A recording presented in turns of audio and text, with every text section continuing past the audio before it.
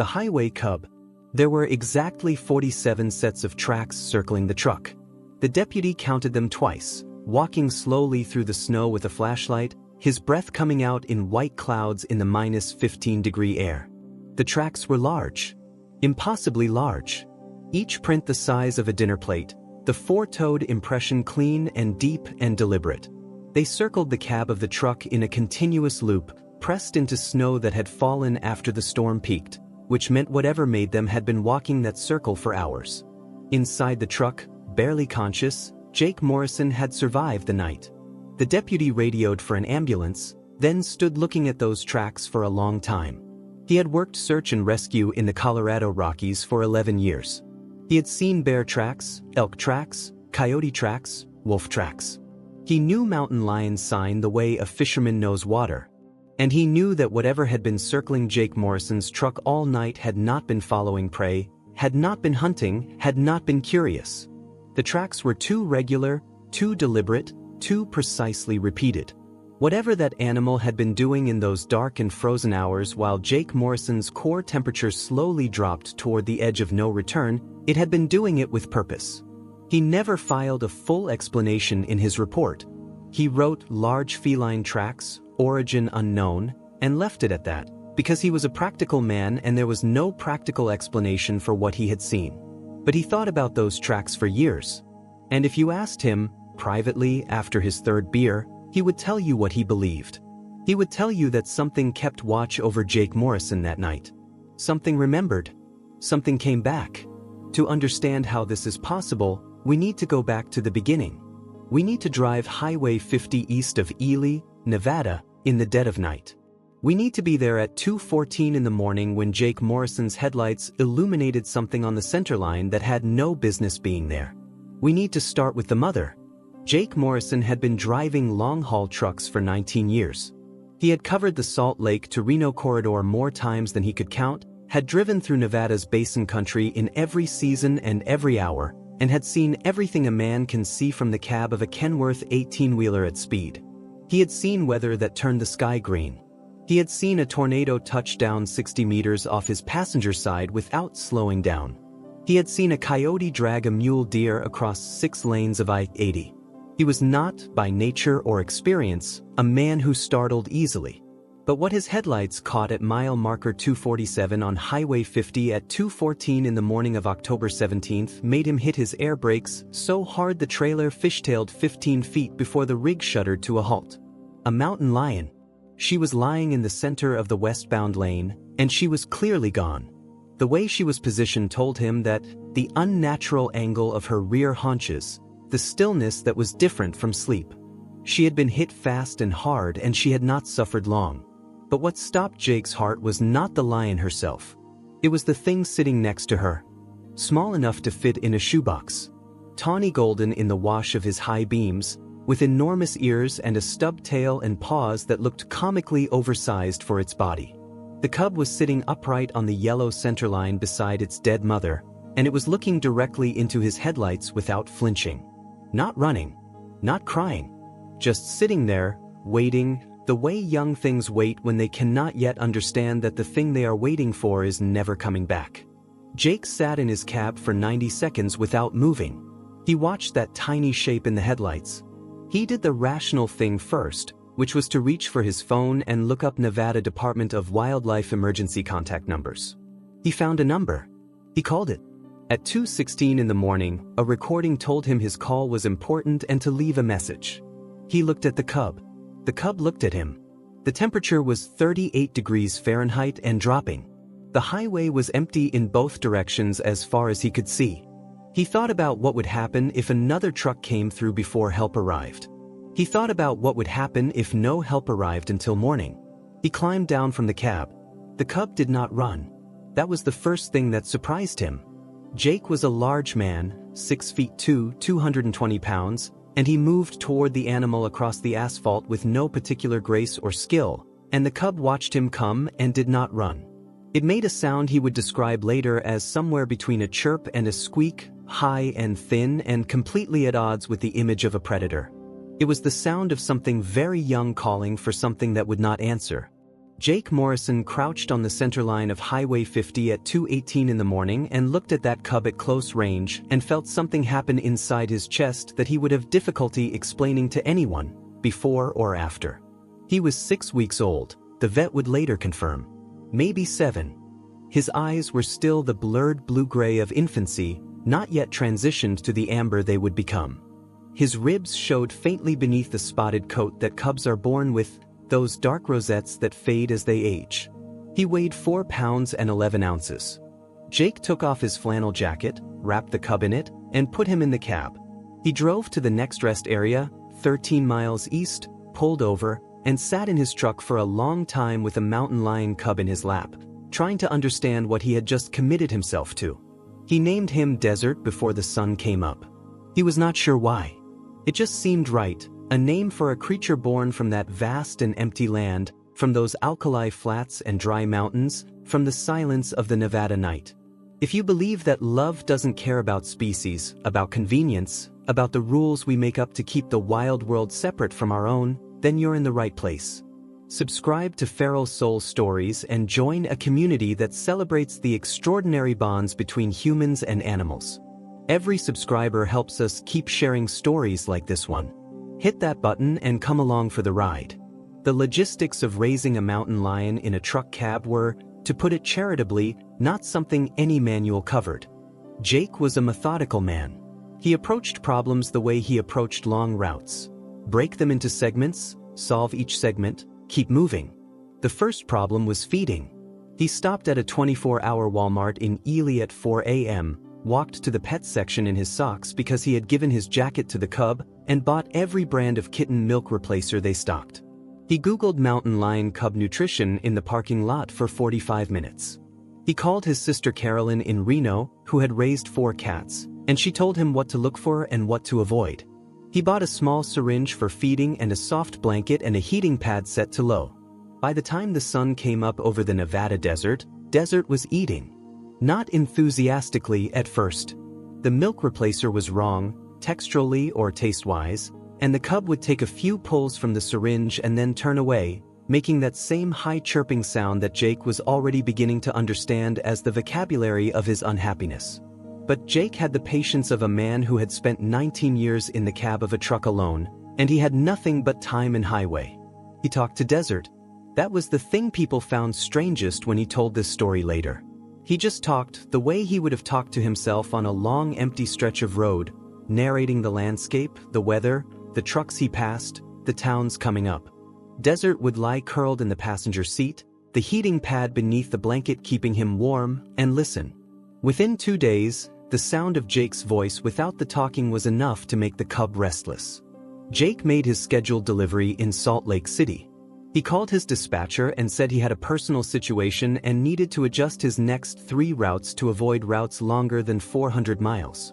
His dispatcher, a man named Phil who had known Jake for 11 years, asked no questions.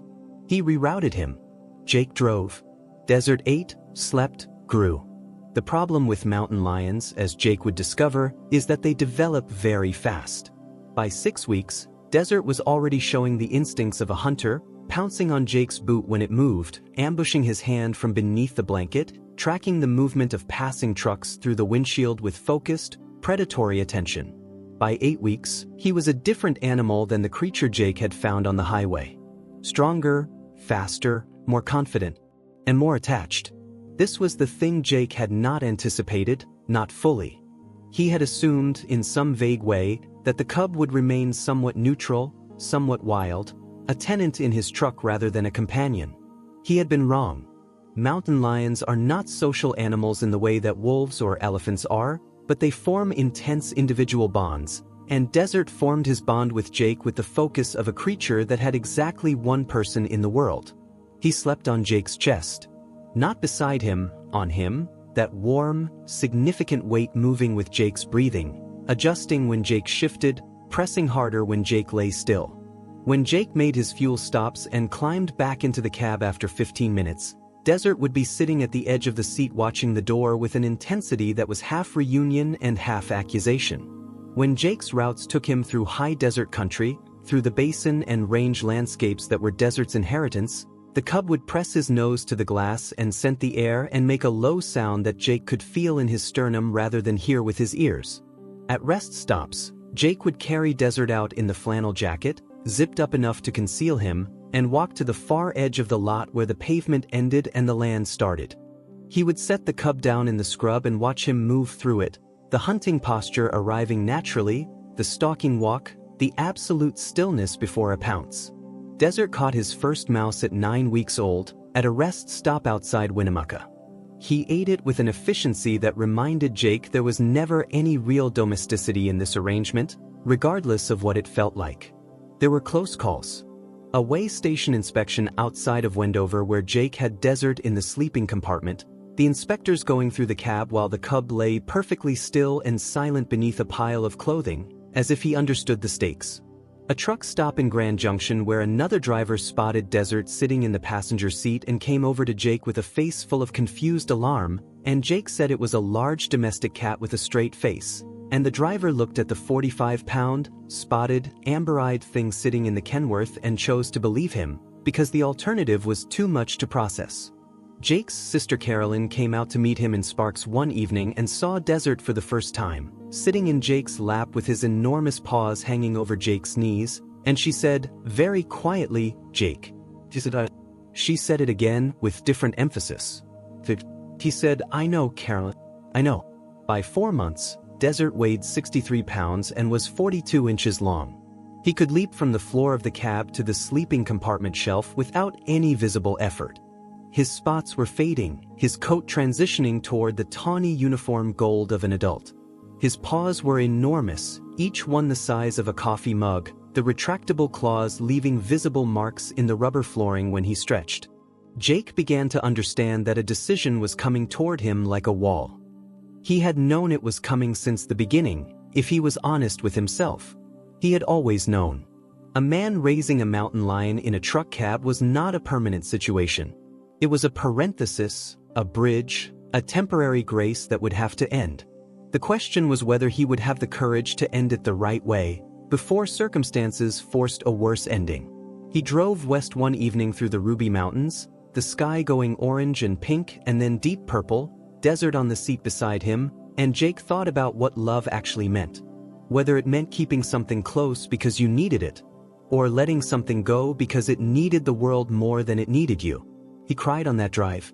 He did not often cry, was not a man who thought of himself as someone who cried easily. But the mountains were very beautiful and Desert was pressed against his arm, and Jake understood that every mile he drove was bringing him closer to a goodbye he was not ready for. He started making calls. The Colorado Wildlife Conservation Center outside Glenwood Springs worked with wildlife rehabilitators and maintained relationships with several wildland preserves in the Rockies. Jake spoke to a woman named Dr. Lynn Marsh who had spent 20 years working mountain lion reintroduction programs. He explained, as clearly as he could, what had happened. There was a long silence on the phone after he finished. Dr. Marsh said, "How attached is he to you?" Jake said, "Pretty attached." Another silence. "How attached are you to him?" Jake didn't answer that immediately. "I want him to have a life," he finally said. "A real one." She said she would work with him. She said the process would take time. She said it would be painful, and Jake said, yes, he understood that. The transition happened over 3 weeks in October. Jake drove to Colorado and stayed in a motel outside of Glenwood Springs and visited the acclimatization pen every day, then every other day, then twice a week, and watched Desert explore more square footage than he had ever known. Watched him climb and cache and pace and follow scent trails left by the wild lions that used the surrounding forest. Dr. Marsh monitored his progress with the thoroughness of someone who had seen this process fail. She said Desert was adapting well. She said his instincts were intact, that the months in the truck had not disrupted his fundamental wildness as she had feared they might. Jake watched Desert through the fence on the last day of the transition period. The cat was enormous now, nearly 100 pounds, fluid and golden and completely himself, and he was crouched at the edge of the pen watching something in the tree line that Jake couldn't see, every line of his body expressing focused attention. He turned once, before the gate opened for the final release. Just turned, looked at Jake through the fence with those amber eyes, held the look for perhaps 5 seconds. Then the gate opened and Desert walked through it and did not look back, and Jake Morrison stood at that fence for 40 minutes after he disappeared into the trees, because he couldn't remember how to walk away. 5 years is not a short time. In 5 years, Jake drove approximately 580,000 miles. He changed his truck twice, upgraded to a newer Kenworth, started hauling refrigerated loads because the work paid better. He celebrated his 48th birthday alone in a Flying J in Barstow. He developed mild arthritis in his right shoulder, which he managed with ibuprofen and ignoring it. He called his sister Carolyn every Sunday evening and she asked him if he was seeing anyone and he said no, and she made a sound that conveyed everything she thought about that without saying it. He drove through Colorado often. The Rockies were always somewhere on the horizon or overhead or surrounding him, those vast and indifferent peaks. He would sometimes, on the passes, lower his window and let the cold air into the cab and think about a tawny shape moving through the high timber and wonder. He never went back to the acclimatization center. Dr. Marsh had gently explained that this was better, both for Desert's integration and for Jake's own process of letting go. Jake had agreed with this, rationally. His chest had not entirely agreed, but his chest was not in charge. Life continued as it does.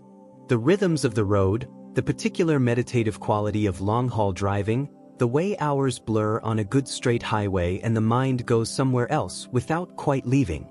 Jake had always been at home in the truck in a way he was not quite at home anywhere else. After Desert, the cab felt different. Quieter than quiet. A specific absence rather than simple solitude. On the 3rd week of November, 5 years and 1 month after he'd released Desert in the Colorado Rockies, Jake Morrison was running a load of frozen medical supplies from Denver to Salt Lake City. He had done this route probably 40 times. He knew every mile of it, the long climb up through Glenwood Canyon, the wide valley outside of Grand Junction, the Utah state line and the salt flats opening up beyond. What he did not factor in, because the forecast had not adequately communicated it, was the storm. It came out of the northwest and it came fast, a Pinedale Arctic front that dropped temperatures 30 degrees in 4 hours and put 8 inches of snow on the road surface in conditions where the plows couldn't keep pace. Jake got the weather radio warning at 4:47 in the afternoon, just east of Rifle, Colorado. He was on a secondary connector road, a route he sometimes used to avoid construction on I-70, a road that wound through high timber country at about 8,400 feet elevation. He should have turned around. He knew that, afterward, with the particular clarity that comes from surviving a mistake. He should have turned back to Rifle and waited it out. Instead, he calculated his mileage to the next town and decided he could make it through. He was 14 miles into the secondary road when the rear axle cracked. It happened on a downhill curve, the truck shifting under him, a sound like a rifle shot from beneath the chassis, and then the rear of the trailer dropping hard and dragging, sparks in the dark, the rig pulling left, and Jake working the wheel and the brakes with every bit of 19 years of experience and barely bringing the thing to a stop without going off the shoulder, which at that particular point on that particular road would have meant a drop of approximately 60 feet into nothing. He sat in the dead truck in the dark and the snow and let his hands shake for about 30 seconds. Then he reached for his phone. No signal. He tried the CB radio. Static, and then a voice so broken by terrain he couldn't make out a single word. He tried the emergency beacon on the truck's console. The light blinked, which meant it had sent. He didn't know if it had been received. The temperature, according to the external gauge on his dash, was 12 degrees Fahrenheit. The storm had taken it down from the low 30s in the space of 2 hours. The wind chill off the northwest was pushing it lower. Jake had his standard cold weather gear in the sleeping compartment: insulated overalls, thick gloves, a wool hat, a sleeping bag rated to -10. He put all of it on and climbed into the sleeping compartment and pulled the sleeping bag tight and told himself that emergency beacons are designed to be found, that search and rescue in Colorado is highly capable, that the morning was only 8 hours away. At 9 degrees Fahrenheit, the metal of the cab conducts cold faster than the sleeping bag can counter it. Jake knew this in the abstract way you know things you've never tested. He knew it more concretely by 9 p.m., when the shivering started. By 10 p.m., the shivering was severe enough that it was difficult to think clearly around it. Hypothermia works in stages. Jake knew this too. Mild hypothermia means shivering and confusion. Moderate means the shivering gets worse and the confusion deepens and the extremities stop responding properly. Severe means the shivering paradoxically stops because the muscles are exhausted, and at that point a person can lose consciousness and not regain it. By 11 p.m., the temperature outside was -8 Fahrenheit. The cab temperature was hovering around 15 degrees inside, his breath visible in front of him, the metal walls radiating cold like a refrigerator. He had eaten the 2 granola bars from his emergency kit and drunk the thermos of coffee from that morning, now cold, and there was nothing else. He thought about desert, of all the things to think about. He did not know why. Perhaps because the Rockies were desert's country now, and Jake was in the middle of that country, and the mind does strange things when it is cold and afraid and alone. He thought about that last look through the fence, 5 seconds, amber eyes. He thought about a tawny weight on his chest in the darkness of the cab while the miles went by. He was sliding toward unconscious when he heard it. Not a sound exactly. A shift in the quality of the silence outside. A change in the way the wind hit the cab. And then, unmistakably, a weight settling against the driver's side door. Not the bump and shift of snow falling from a branch. A deliberate, sustained contact. Something pressing against the metal from outside. Jake did not move for a long time. Then, very slowly, he reached across the sleeping compartment and put his hand against the metal of the driver's door. It was warmer than the rest of the cab. Not warm, not even close to warm. But measurably, detectably warmer than the passenger door, warmer than the walls, warmer than the floor. Something on the other side of that door was radiating heat into the metal. Jake pressed his hand flat against the door and held it there. Outside, through the metal, he felt something exhale. A long, slow breath, the rise and fall of large lungs working in the cold, and the faint vibration of it traveled through the door panel and into Jake's palm. He did not call out. He didn't know why. He just lay there in the sleeping bag with his hand against that warm metal and listened to whatever was outside breathe. He fell asleep that way. If these stories matter to you, if you believe in the kind of love that doesn't recognize boundaries between species, consider subscribing to Feral Soul Stories. We exist to celebrate these extraordinary moments when the wild world reaches across the divide and finds us. Join our community. New stories every week. Hit subscribe, and let's keep telling these stories together. Deputy Carol Washburn of Garfield County Sheriff's Office found Jake Morrison at 6:52 in the morning. She had been part of the search and rescue team that responded to his emergency beacon, 4 trucks and 2 snowmobiles working through the night, navigating roads that weren't really roads anymore by that point. She found the rig on the narrow connector above the Divide Creek drainage, exactly where the beacon said it would be. She parked and walked the last 100 meters because of the drifts. The first thing she saw were the tracks. She counted them later, after the ambulance had taken Jake, when she walked back out with her flashlight because something in her needed to be sure. She counted the loops twice. 47 circuits. Each print crystal clear in the snow that had fallen during the pre-dawn quiet. Mountain lion, large adult, probably female based on the size. No hesitation in the stride. No hunting pattern, no deviation from the circle, no approach to the door. Just the circle.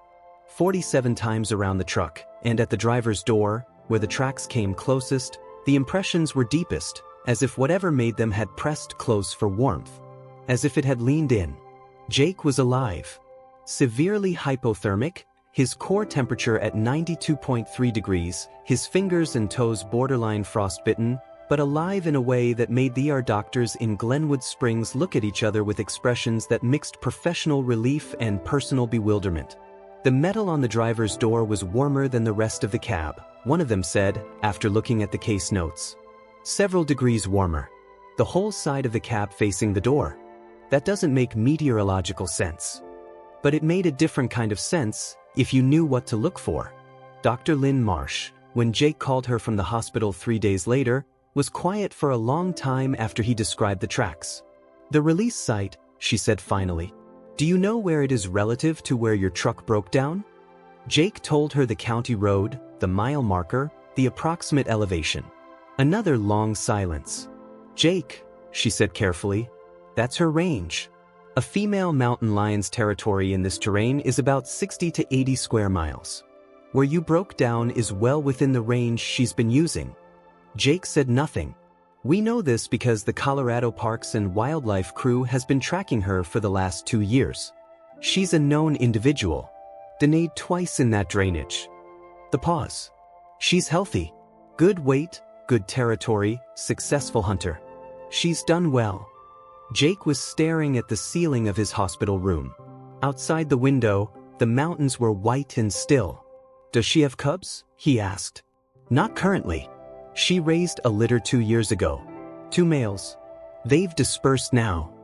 Another pause, and then Dr. Marsh said something she said she had never said before in her professional life, because she dealt in evidence and data and the careful language of science, and what she was about to say was none of those things. Jake, she said, I don't know how to explain what you're describing. I'm not going to try to explain it. But I want you to know that mountain lions have a spatial memory that we don't fully understand. They remember places. They remember experiences. The research on this is limited, but it's not zero. She stopped. Then, I'm glad you made it through the night. Here is what Jake Morrison will tell you if you ask him about the night on the mountain road. He will tell you that he does not know with certainty who was outside his truck. He is not a sentimental man, and he does not traffic in certainties he cannot prove. He will tell you that he woke in the early morning before the rescuers arrived, and the warmth in the door metal was gone. That he pressed his hand to it and felt only cold steel. Whatever had been outside was gone. He will tell you that he is alive, and that the night was minus 15 degrees Fahrenheit at its coldest, and that the doctors said his survival was, in their word, improbable given the conditions and the drop in his core temperature. They said someone usually doesn't come back from 92.3 degrees in those circumstances without some intervening factor maintaining ambient warmth. Jake will tell you that he has thought about that word. Intervening. He will tell you that his hand still remembers the warmth in the metal. That there are things he cannot explain and does not try to explain, and that this is one of them. He will tell you that he believes in deaths. That he believes some creatures understand them better than we do. That he believes in the kind of memory that lives in something deeper than the brain, in muscle and instinct and whatever it is that drives an animal back to the one place where it was safe when it had nothing, when it was 4 pounds and 11 ounces on a centerline in the Nevada dark and the world was enormous and cold and wrong. He will tell you that he believes desert came back. Not because he can prove it, but because some things don't need proof. Some things need only the weight of a warm hand against cold metal, and the sound of large lungs breathing in the dark, and 47 circles in fresh snow at dawn. Jake Morrison drives the Colorado Rockies routes every spring now. He has no particular reason to, logistically. There are more efficient routes. But he drives the mountain roads in April when the snow is melting and the high country is beginning to breathe again, and sometimes he will pull over at a wide spot on a ridge and cut the engine and sit in the quiet. He is looking for nothing. He does not expect anything. But sometimes, at the tree line, at the edge of where the road ends and the mountain begins, he will see a shape that the trees make in certain light. A stillness within the stillness. An amber quality to the shadow that might be nothing at all. He will sit for a while. He will not call out. He knows that some things stay wild, and that wild things find their own ways of returning. He knows that the road goes on and the mountains don't move, and that somewhere up in that high country a mountain lion is living her life fully in the way she was always meant to live it, and that he played some small part in that life being possible. That is enough. For Jake Morrison, a man who spent 24 years alone in the cab of a truck, learning the roads and the weather and the long habits of solitude, that is more than enough. Sometimes, in April, when the window is down and the air smells of snowmelt and pine, he will place his hand flat on the door of his truck, just for a moment. Just to remember. Some debts don't get paid back in money or in words. Some debts get paid in warmth against metal, in circles walked in snow, in a presence that arrives without explanation and saves a life without asking permission. Some debts get paid in the simplest possible way. In staying. If this story moved you, I want to hear from you. Tell me in the comments. Do you believe wild animals can remember? Do you believe desert came back that night? Leave your answer below. Because the conversation that happens in the comments on stories like this one is part of what makes this community worth building. And if you know someone who needs to hear this story today, someone who needs a reminder that love finds its way back, that what we give doesn't disappear into the world but echoes forward in ways we cannot predict, share this with them. Some stories need to travel. Subscribe to Feral Soul Stories if you haven't already. Join our community of people who believe that the bonds between humans and wild animals are real and sacred and worth celebrating. New stories every week. Real emotions. Untamed hearts. Jake Morrison is still out there on the roads. Still driving. Still watching the tree line in April. And somewhere in the Colorado Rockies, in the high timber above the Divide Creek drainage, a mountain lion is running. She knows these mountains the way she was born knowing them. She knows every ridge and draw and water source, every ledge where the deer come in the blue hour before dark, every stand of timber that holds warmth in a storm. And perhaps she knows one other thing. One particular memory among the thousands her body carries.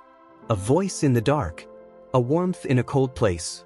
The smell of flannel and diesel and something that meant, once, when she was very small and the world was very large and very wrong. Safe. She is running now. She does not need anything. But she remembers.